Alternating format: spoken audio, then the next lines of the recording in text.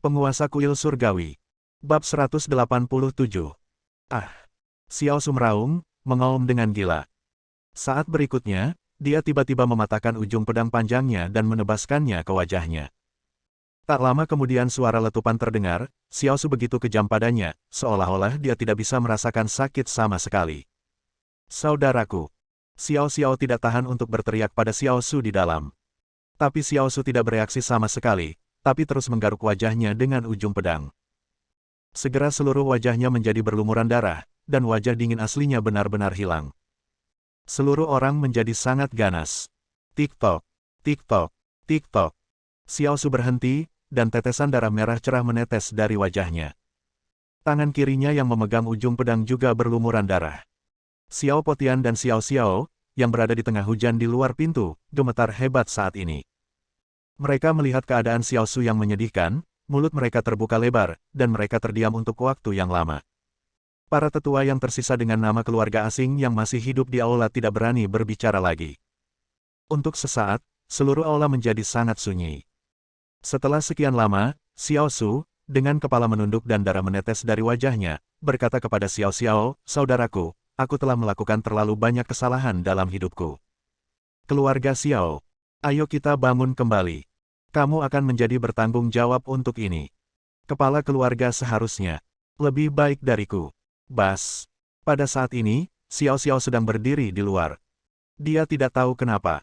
Pada saat ini, ketika dia mendengarkan kata-kata Xiao Su dan melihat ekspresi menyedihkan di dalam Xiao Su, air mata jatuh dari matanya. Berapa tahun telah berlalu sejak dia mendengar Xiao Su memanggilnya adik. Pada saat ini, sebuah adegan muncul di benaknya ketika dia dipukuli di luar ketika dia masih kecil, dan Xiao Su membela dia.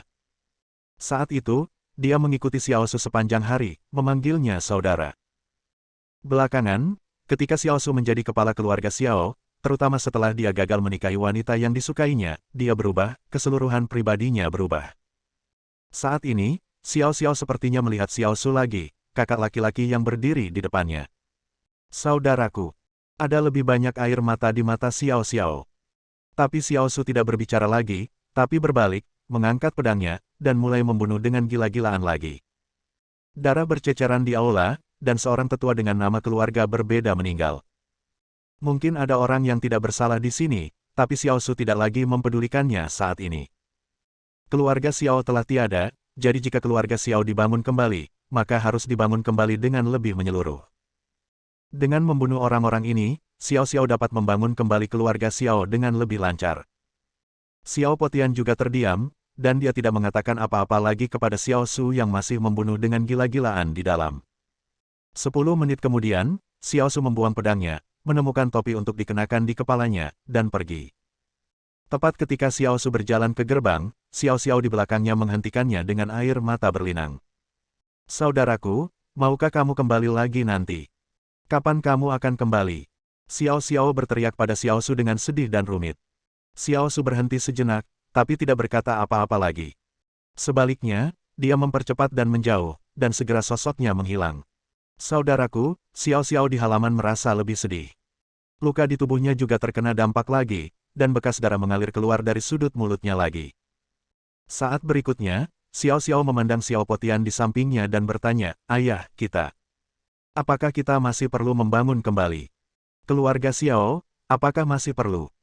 Xiao Potian menggelengkan kepalanya dan tidak berkata apa-apa, karena pertanyaan Xiao Xiao sangat tidak ada artinya.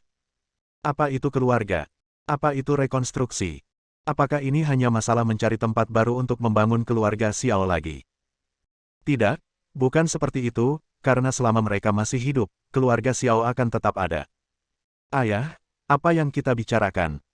Apa yang harus kita lakukan di masa depan? Pamanku sudah pergi, kakak tertuaku sudah pergi, dan Tians tidak akan kembali. Sekarang hanya ada beberapa dari garis keturunan kita yang tersisa. Apa yang harus kita lakukan? Xiao Xiao berkata dengan sangat bingung. Xiao Potian terdiam, dan setelah sekian lama, dia berkata, "Xiao Er, garis keturunanmu juga keluarga Xiao, garis keturunan pamanmu tidak akan kembali. Mulai sekarang, kami adalah keluarga Xiao. Hei, titik. Adapun apa yang terjadi selanjutnya? Mari kita bicarakan nanti, mari kita bicarakan nanti." Xiao Potian juga telah pergi. Apakah keluarga Xiao benar-benar hancur? Tidak, lagi pula karakter utamanya masih ada dan hidup. Tapi akan seperti apa keluarga Xiao di masa depan? Apa keluarga Xiao? Akankah Xiao Zhantian kembali lagi di masa depan? Akankah Xiao Su kembali? Apa yang akan terjadi pada Xiao Tians? Dia tidak tahu, dan dia tidak bisa memahaminya. Karena itu tidak bisa diselesaikan sekarang, biarkan saja seperti ini. Waktu berlalu dengan lambat, dan pada sore hari, hujan di Yanjing tiba-tiba berhenti. Semua awan gelap menghilang, dan sinar matahari yang telah lama hilang muncul di langit. Banyak juga masyarakat yang keluar rumah dan berjalan keluar untuk menghirup udara segar sehabis hujan. Saat ini, di luar rumah keluarga Tang, karena hujan sudah reda, Gao Weiwei dan Tang Xia juga mengajak Xiao Xiao, yang mengenakan rok putih kecil, keluar untuk bermain. Ketiga orang dewasa itu tidak bisa menahannya. Xiao Xiao suka memakai sepatu bot hujan dan bermain air. Pada saat ini, Xiao Xiao menarik Gao Weiwei dan melangkah ke genangan air di depan gerbang keluarga Tang. Bu, lihat ketinggian cipratan air yang aku injak, hehe, kata Xiao Xiao kepada Gao Weiwei sambil tersenyum, sambil melangkah keras ke dalam genangan air. Dengan cipratan air memercik ke seluruh celana Gao Weiwei, dan celana putihnya langsung basah kuyup. Xiao Xiao, dasar anak nakal. Aku akan memukulmu. Gao Weiwei dengan sengaja menatap tajam ke arah Xiao Xiao, mengangkat tangannya, dan berpura-pura memukul Xiao Xiao. Xiao Xiao hanya tersenyum dan lari, lalu berlari ke arah Tang Xia, menginjak genangan air dengan keras, dan dengan cipratan, air memercik ke seluruh rok Tang Xia. Xiao Xiao, jangan lari, berhenti di sini. Tang Xia mungkin terlihat marah dan mengejar Xiao Xiao. Jadi Xiao Xiao berlari ke Tang Yan lagi dan melangkah ke genangan air lagi. Xiao Xiao, Xiao Xiao, Xiao Xiao. Jangan lari, kami harus menangkapmu. Berhenti saja. Tiba-tiba, di luar gerbang keluarga Tang, tiga wanita mengejar Xiao Xiao. Xiao Xiao sedang tertawa, dan ketiga wanita cantik itu juga tertawa. Sama seperti hari yang cerah ini. Dan saat berikutnya, 3, 1, dan 4 wanita sedang bersenang-senang. Sosok tua dan lelah tiba-tiba muncul di kejauhan. Dia memandang Xiao Xiao, yang sedang bermain dengan gembira di depan. Matanya sangat rumit, dan dia berteriak dengan suara serak, Xiao Xiao. Hah? Siapa itu? Siapa yang memanggilku? Xiao Xiao, yang berlari di depan, tiba-tiba berhenti. Saat berikutnya dia memiringkan kepalanya dan melihat ke belakang, dan kemudian dia melihat kakek buyutnya Xiao. Pagi ini, Gao Weiwei memberitahu Xiao Xiao tentang Xiao Zhantian. Kemudian Xiao Xiao mengerti bahwa lelaki tua yang memberinya selongsong peluru di kota Tianhai kemarin lusa sebenarnya adalah kakek buyutnya. Saat Xiao Xiao berbalik, Xiao Zhantian tiba-tiba merasa sangat gugup, tapi saat dia ingin berbalik dan pergi, Xiao Xiao di kejauhan tiba-tiba tersenyum dan berlari ke arahnya dengan cepat. Kakek buyut, kakek buyut, kakek buyut, apakah kamu di sini untuk menemui Xiao Xiao? Kakek buyut, teriak Xiao Xiao gembira kepada Xiao Zhantian sambil berlari. Xiao Zhantian yang tadi sangat gugup, khawatir Xiao Xiao tidak akan mengenalinya, memandang Xiao Zhantian yang begitu bahagia, tersenyum begitu cerah, dan sangat manis, berlari ke arahnya, Xiao Zhantian tiba-tiba air mata mengalir deras. Hei, hei, hei. Xiao Zhantian menangis, mengangguk penuh semangat, berjongkok, membuka tangannya, dan memeluk Xiao Xiao yang berlari di depannya. Bab 188. Kakek, kenapa kamu menangis lagi? Apakah kamu sedih lagi? Xiao Zhantian mendengarkan kata-kata penghiburan Xiao Xiao, mengangguk penuh semangat dan berkata, tidak, kakek buyut tidak sedih, tidak sedih. Xiao Xiao, jangan khawatir, kakek buyut hanya senang, hanya senang. Xiao Zhantian mencoba miliknya yang terbaik adalah memasang senyuman di wajahnya. Oh, kakek, tolong berhenti menangis ya.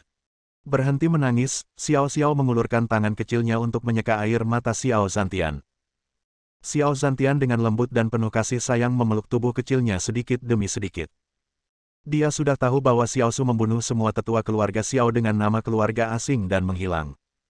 Namun dia tidak kembali dan melihat apa yang terjadi 5 tahun lalu. Meskipun ada banyak keraguan sekarang, memang benar bahwa Xiao Su meninggalkan Xiao Tians dan mengusir Xiao Tians dari keluarganya. Selain itu, memang benar bahwa Xiao Xiao dan Gao Weiwei telah tinggal di luar negeri dalam beberapa tahun terakhir. Dia mengetahui dari Wan Tiansheng bahwa Gao Weiwei, Xiao Xiao dan ibu mertuanya mengalami masa-masa sulit dan sangat menderita dalam beberapa tahun terakhir. Sebelum Xiao Zhantian datang ke sini, dia bertemu dengan Wan Tiansheng. Ketika Wan Tiansheng bertanya apakah dia ingin bertugas di Departemen Perang, Xiao Zhantian menolak. Dia lelah dan tua, dan benar-benar tidak bisa melawan lagi. Jika dia kembali kali ini dan keluarga Xiao masih di sana, dia akan memilih untuk bertugas di Departemen Perang. Namun kini putranya telah kembali dari keluarga Xiao dan menghilang, rumah leluhur keluarga Xiao telah diratakan dengan tanah, hidup dan mati menantu perempuannya tidak diketahui, dan cucunya juga mengalami trauma berat. Jadi dia sangat lelah sekarang. Dia tidak memikirkan apapun lagi. Dia hanya ingin berada di sisi Xiao Xiao dan melindungi Xiao Xiao. Karena dia tahu bahwa cucunya Xiao Tians adalah penguasa kuil surgawi. Sebelum dia kembali, situasi di medan perang di luar wilayah menjadi tegang lagi. Cucunya cepat atau lambat harus meninggal. Lalu dia akan tinggal dan melindungi Xiao Xiao. Xiao Zhantian merasa bahwa cicitnya, Xiao Xiao, adalah anugerah terbaik yang Tuhan berikan kepadanya sejak dia kembali kali ini. Jelas sekali bahwa cucunya telah ditinggalkan dan diusir dari keluarga 5 tahun lalu. Namun ketika dia berada di Tianhai, dia bertemu dengan cicit perempuannya. Dia sangat lucu dan cantik.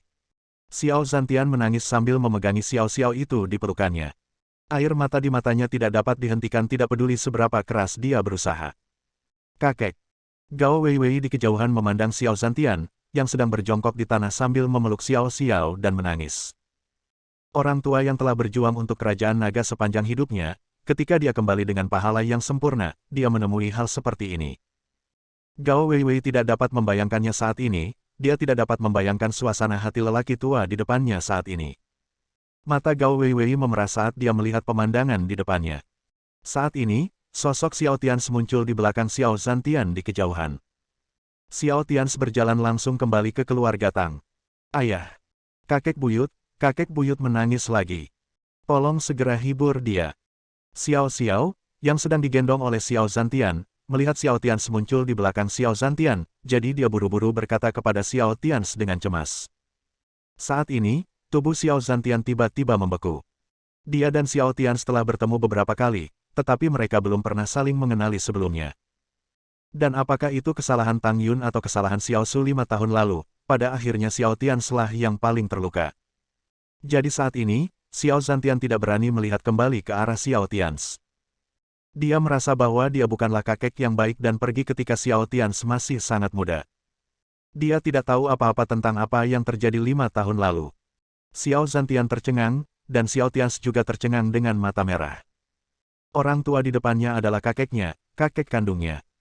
Tetapi setelah banyak hal terjadi selama bertahun-tahun ini, ketika dia menghadapi Xiao Zhantian, dia tidak tahu harus berkata apa untuk sesaat. Ketika Gao Weiwei melihat pemandangan ini, dia segera berlari ke arah Xiao Tians, meraih tangan Xiao Tians, menatapnya dalam-dalam dengan mata merah, dan menggelengkan kepalanya tanpa terlihat ke arah Xiao Tians.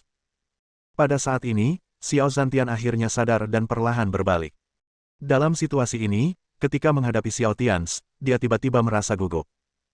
Dia tidak ingin Xiao Tians melihatnya dengan air mata mengalir di wajahnya. Jadi dia segera tersenyum dan menghapus air mata dari wajahnya. Dia tersenyum pada Xiao Tians dan berkata dengan cepat, Tians, aku. Namun saat berikutnya, sebelum Xiao Zhantian selesai berbicara, Xiao Zhantian tiba-tiba berlutut di depan Xiao Zhantian dengan keras. Saat berikutnya, Xiao Tians bersujud 3 kali kepada Xiao Zhantian. Kakek, maafkan aku. Tianslah yang tidak berbakti. Maafkan aku. Xiao Tians tiba-tiba berlutut, dan Gao Weiwei langsung mengerti, lalu mengikuti Xiao Tians dan berlutut di depan Xiao Zhantian, kakek. Xiao Zhantian, yang mengira Xiao Tians mungkin tidak ingin mengenalinya, gemetar saat melihat Xiao Tians berlutut dan bersujud padanya. Sambil menitikkan air mata, dia dengan cepat membantu Xiao Tians dan Gao Weiwei berdiri dengan tangan gemetar. Anak baik, kalian berdua anak baik. Kalian benar. Ini salah kakek. Kakeklah yang kasihan padamu. Xiao Zhantian menangis. Dan dengan Xiao Tians berlutut tanpa ragu-ragu, semua penghalang antara keluarga ini telah dihilangkan pada saat ini. Apa yang tidak dilihat siapapun saat ini adalah sudut yang jauh dari gerbang keluarga Tang. Tetua ketiga dan Long Zhangguo sedang menyaksikan pemandangan di gerbang keluarga Tang. Keduanya juga dipenuhi desahan. Tetua ketiga menarik napas dalam-dalam dan berkata dengan tatapan rumit, Zhang Anda dan saya tidak salah tentang anak Tians. Faktanya, dialah yang paling terluka dalam kecelakaan ini. Saya tidak tahu apakah saya ibu masih hidup atau sudah mati, dan ayahku juga hidup dan mati sekarang. Aku tidak tahu, tapi berlututnya telah melepaskan ikatan Tuan Xiao, dia anak yang baik. Dan Long Zhangguo, yang bertempur bersama Xiao Zantian, melihat Xiao Tians berlutut dan bersujud. Matanya juga memerah, dan dia mengangguk penuh semangat dan berkata, baiklah. Tians adalah anak yang baik. Kakak ketiga, ayo pergi. Tidak apa-apa di sini. Tians telah melakukan pekerjaan dengan baik. Tetua ketiga juga mengangguk dan berkata, baiklah, ayo pergi. Masih banyak hal yang harus kita lakukan selanjutnya. Cepat dan konsolidasikan wilayahmu. Kami berusaha untuk menembus ke level itu secepat mungkin, sehingga kami bisa dapat tampil dalam perubahan besar berikutnya. Wajah Long Zhangguo berubah, saudara ketiga, apakah Anda mengatakan bahwa orang-orang di wilayah itu akan bergabung dengan WTO? Tetua ketiga menggelengkan kepalanya, dengan sedikit kesungguhan di matanya, tidak, saudara laki-laki kedua dan tetua pertama berbicara kemarin. Dunia akan berubah secara besar-besaran. Sejak berdirinya Kerajaan Naga, nasib nasional sudah makmur. Sudah mencapai tingkat tertentu. Sejauh kekuatan mapan di luar kawasan takut, oke, saya tidak akan bicara lebih banyak, mari bersiap-siap. Long Zhangguo mengangguk dengan sungguh-sungguh dan berkata, baiklah, saudara ketiga, sedangkan untuk Zantian, biarkan dia tinggal bersama Xiao Xiao. Jangan biarkan dia pergi berperang lagi. Dia sudah membayar cukup. Tetua ketiga mengangguk dan menyapa. Kemudian dia dan Long Zhangguo berbalik dan pergi. Keadaan keluarga Xiao sudah seperti ini. Meski prosesnya kejam, akhir ceritanya tidak buruk. Tidak terlalu menyedihkan. Keluarga Xiao Zantian dan Xiao Tians saling mengenali. Sedangkan untuk Xiao Su, masalah antara dia dan Xiao Tians baru bisa dibicarakan nanti. Di malam hari, Tang Zhen dan Xiao Zantian mengobrol baik. Sekarang Tang Zhen juga tahu apa yang terjadi saat itu. Dia mungkin memiliki rahasia besar yang tersembunyi, dan rahasia terbesar yang tersembunyi adalah putrinya Tang Yun mungkin belum mati. Jadi kebencian aslinya terhadap Xiao Zantian dan keluarga Xiao kini berubah menjadi perasaan sedikit bersalah terhadap Xiao Zantian. Xiao Zantian, yang telah bertempur di medan perang asing selama beberapa dekade dan terbiasa melihat hidup dan mati, juga berbincang seru dengan Tang Zhen. Apa yang terjadi 5 tahun lalu adalah masa lalu. Dia tidak peduli lagi. Mengenai apakah putranya Xiao Su dan putri Tang Zhen, Tang Yun akan kembali di masa depan, mari kita bicarakan nanti. Di masa depan, segalanya mungkin terjadi. Malam itu, Xiao Zantian, Tang Zhen dan Xiao Tians minum terlalu banyak. Di akhir teriakan, mereka bertiga sedikit pingsan. Tang Yan, Gao Weiwei, Tang Xia dan lainnya hanya bisa mengatur ketiganya. Keesokan paginya, ketika Xiao Tians membuka matanya, di luar sudah terang. Cuaca di luar hari ini sangat-sangat bagus, dengan langit cerah, langit biru dan awan putih, serta sinar matahari yang cerah. Xiao Tians tidak melihat Gao Weiwei dan Xiao Xiao di dalam rumah, jadi dia keluar, melihat sekeliling keluar, dan melihat Gao Weiwei. Dia berjalan ke arah Gao Weiwei dan berdiri dengan tenang di samping Gao Weiwei. Gao Weiwei bersandar pada Xiao Tians dengan lembut, melihat ke depan dan berkata kepada Xiao Tians, suamiku, betapa hebatnya jika keluarga kita bisa melakukan ini setiap hari. Lihat kakek, dia tidak terlihat seperti seorang jenderal, dia hanya seperti seorang anak. Xiao Tians mengikuti pandangan Gao Weiwei dan melihat Xiao Xiao dan Xiao Zantian bermain di halaman di kejauhan. Xiao Xiao dan Xiao Zantian, keduanya memegang mobil mainan di tangan mereka, mendorong dan berlari di rumput. Tubuh Xiao Xiao memang sangat kecil, namun Xiao Zantian juga sedang tersenyum saat ini, tidak mempedulikan Xiao Xiao, berbaring di rumput sambil mendorong mobil mainan di tangannya, persis seperti anak kecil. Tapi Xiao Zantian bersenang-senang, santai dan bahagia. Xiao Tians menarik napas dalam-dalam, memandangi sinar matahari di atas kepalanya, lalu memandangi kakek dan putrinya yang sedang bermain gembira di depannya. Senyuman juga muncul di wajahnya. Hari baru telah dimulai, dan perjalanan baru telah dimulai.